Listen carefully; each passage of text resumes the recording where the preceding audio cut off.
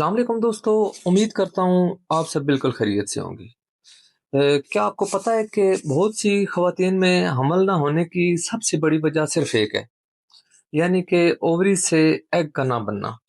और अफसोस की बात यह है कि अक्सर ख़वातीन को इस बात का पता भी नहीं होता।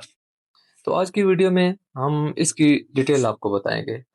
मैं हूं डॉक्टर अब्बास, अपने यूट्यूब चैनल पे आपको बहुत बहुत खुश आमदीद कहता हूँ। दोस्तों, ख़वातीन में एग ना बनना, ओवरीज की बीमारियां, इनकी अलामात, वजूहात और होम्योपैथी इलाज पे आज हम बात करेंगे। अगर आप या आपके किसी भी अजीज़ को हमल में मसला हो तो ये वीडियो लास्ट तक ज़रूर देखिएगा। अगर आप मेरे चैनल पे नए हैं तो चैनल को लाजमी सब्सक्राइब करें ताकि ऐसी और भी इंफॉर्मेटिव और यूज़फुल वीडियोस आप तक पहुंच सकें। दोस्तों, सबसे पहले बात करेंगे कि एग ना बनना क्या होता है।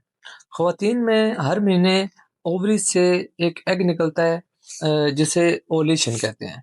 लेकिन जब ये अमल सही ना हो या एग बने ही ना, तो इसे अनओवुलेशन यानी कि एग का ना बनना कहते हैं।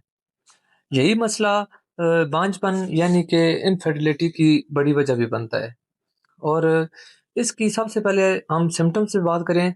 अगर किसी खातून में एग नहीं बन रहा तो आम तौर पे ये अलामात हो सकती हैं, जैसे कि माहवारी का बेतरतीब होना, कई महीने पीरियड्स का ना आना, पीरियड्स का बहुत ज़्यादा कम आना या बाज़ औक़ात बहुत ज़्यादा ब्लीडिंग के साथ आना, वज़न का बहुत ज़्यादा बढ़ना, ख़ास तौर पे पेट के इर्द-गिर्द वज़न, चर्बी का बहुत ज़्यादा बढ़ जाना, चेहरे या जिस्म पे गैर ज़रूरी बाल, बहुत ज़्यादा चेहरे पे कील और मुहासों का बनना, हमल का ना ठहरना या बार-बार हमल का ज़ाया हो जाना। दोस्तों, ओवरीज़ की जो आम बीमारियां हैं उन पे बात करते हैं कि एग ना बनने की सबसे जो आम वजूहात हैं उनमें number 1 PCOS, polycystic ovary syndrome.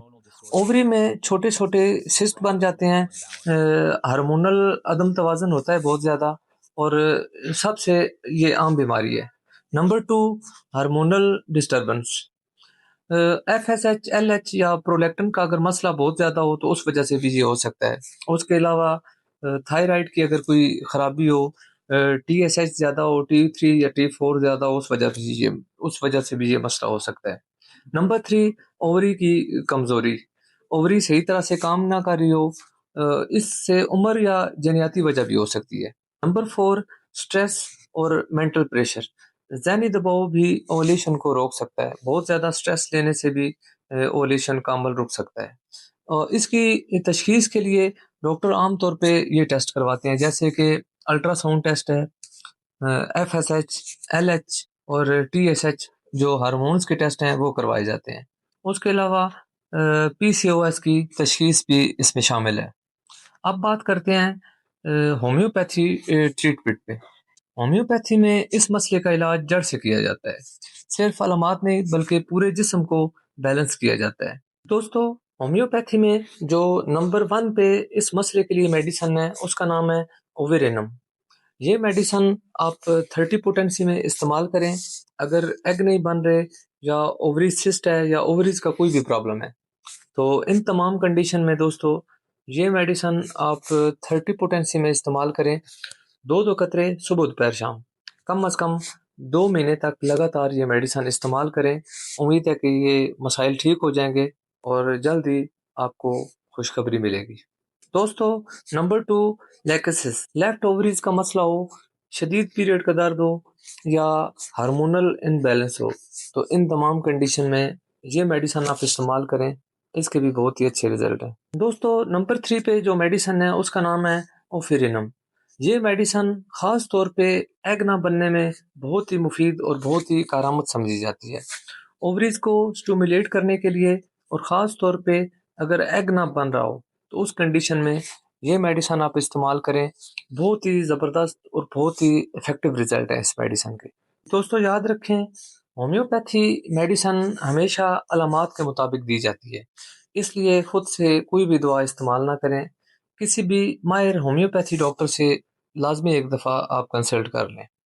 कुदरती एहतियातें और जो तदाबीर हैं उस पे आप वज़न को कंट्रोल करें, وزن کم سے کم کریں، چینی اور خاص طور پہ جتنی بھی میٹھی چیزیں ہیں ان سے اجتناب کریں، فاسٹ فوڈ بھی کم سے کم استعمال کریں، روزانہ کم از کم آدھا گھنٹہ پاک کریں، ذہنی دباؤ اور جو سٹریس ہے کم سے کم لیں، اور اچھی نیند بھی اس کے لیے بہت ضروری ہے، کم از کم 8 گھنٹے کی نیند لازمی ہے۔ دوستو، اگر آپ کو یہ معلومات فائدہ مند لگیں تو ویڈیو کو لازمی لائک کریں، شیئر کریں اور چینل کو سبسکرائب کریں۔ اگر آپ اس مسئلے کا علاج چاہتے ہیں تو کمنٹس میں ضرور بتائیں۔ اللہ حافظ۔